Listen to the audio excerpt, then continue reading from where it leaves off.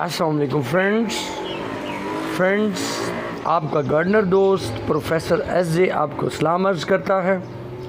Friends, हमारे आप जैसे बहुत ही प्यारे एक दोस्त की रिक्वेस्ट थी कि सर आप रवीनिया पाम पे एक वीडियो बनाएं, उस पर थोड़ा सा हमें गाइड करें। तो फ्रेंड्स, रवीनिया पाम के साथ हाज़िर हैं, आज इसके बारे में बात करेंगे। फ्रेंड्स, अगर आपको हमारी वीडियोस अच्छी लगती हैं तो उन्हें लाइक कर दीजिएगा, चैनल पर न्यू हो तो सब्सक्राइब कर दीजिएगा। फ्रेंड्स, अब एक अहम बात से स्टार्ट करते हैं। फ्रेंड्स, ये जो पाम प्लांट्स होते हैं तो ये जो इनकी फोलिएज जो अपीयरेंस है इसे फ्रंट कहते हैं, फ्रंट्स कहा जाता है। तो ये लीव नहीं होते, ये इसके फ्रंट्स होते हैं।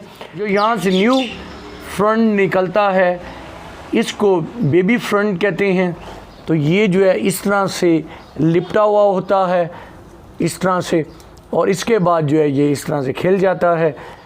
इस रवीनिया पाम को मैजेस्टी पाम भी कहा जाता है। इसे मैजेस्टी पाम इसलिए कहा जाता है कि इसके खिलने का देखें अंदाज़ बहुत ही यूनिक है।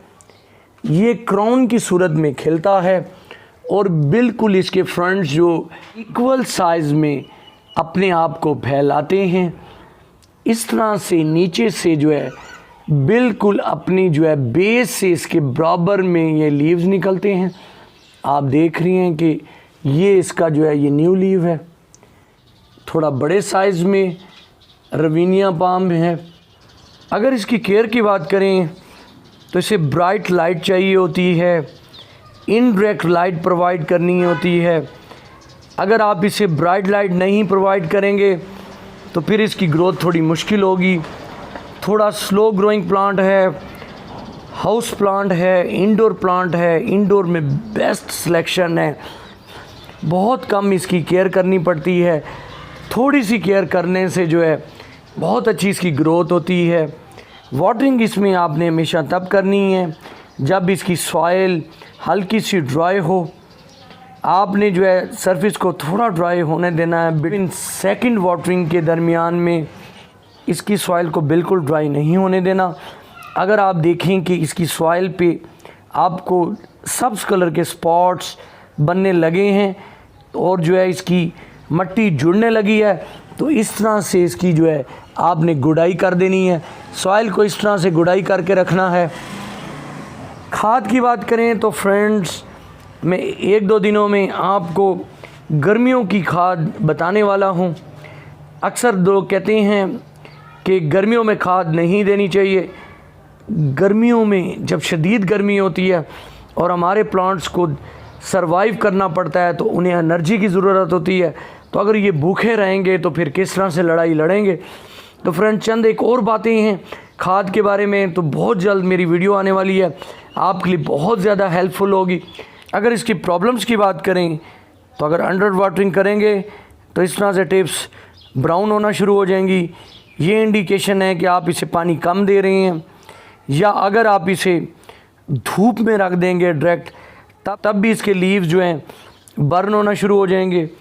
और अगर जो है इस तरह के डॉट्स आपको नज़र आएँ इन प्लांट्स पे, तो फिर स्पाइडर माइट्स और मुख्तलिफ बीमारियों का अटैक है।